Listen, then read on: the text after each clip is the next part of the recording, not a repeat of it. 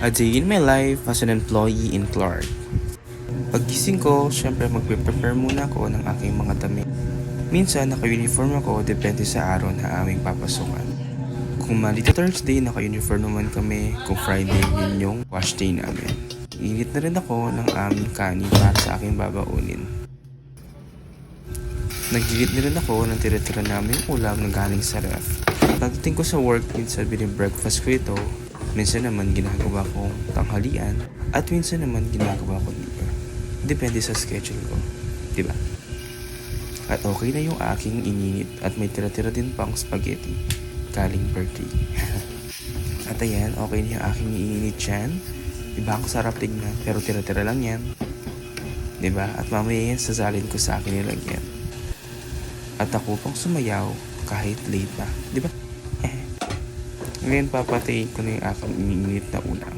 Okay.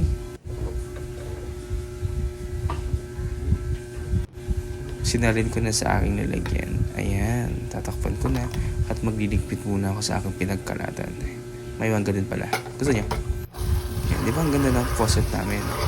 Iba yung switch. Kakaiba. Diba? Ayun, babalik muna ako sa loob upang mag-prepare na ako sa aking pagligo. Kasi maliligo na ako kasi oras na dyan at malapit na akong malito, di ba? Alam ko talaga, sa previous life ko, dancer ako. Ayun, nasa CR na ako and be right back.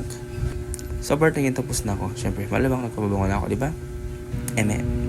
Ayun, may pasama lipan pa. So, hindi ako naka-uniform. It's Friday. Wow, feeling fresh. Mamaya pag-uwi, hulas na. Every joy ko yung sarili ko habang nagme-medyas ako, nagsasapatos. Wala lang, papadagdag lang tayo dito sa aking, what you call, mini vlog. First time ko nga pala mag-mini vlog, di ba? So, pagpasensya, yun na aking pag-voice over, hindi pa ako gaanang marunong, di ba? Nadadaldal lang talaga ako din eh. Ayun, habang sa pagdaldal ko, tapos na ako magsapatos. At mamaya pa, alis na ako yan. At sa part naman na yun, nag-jacket na ako kasi napakainit.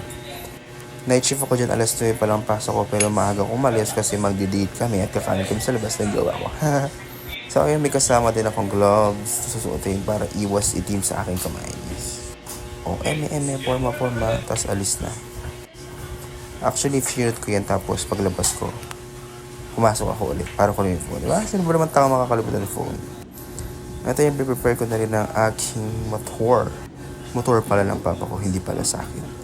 Yan kasi ginagamit ko kapag pumapasok ako papuntang work. And syempre, kailangan din natin for safety purposes ng gear. Para in case of emergency, meron tayong panangga. Ay, bukas ako din gadget kasi oras na talaga.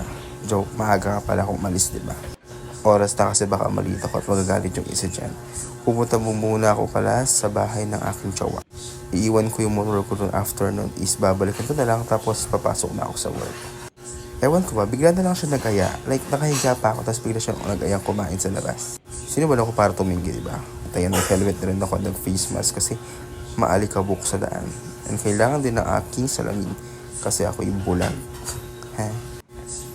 Ayan, ML lang. O, diba? Kunwari lang yan. Sa amin lang yan, tapos mamaya nila akong video kasi delikado. And so, palabas na ako sa aming subdivision yan. So, kunwari, magaling ako mag-drive dyan. One hand, diba? Ayan, so, malapit na ako makalabas sa subdivision and wait tayo sa part 2.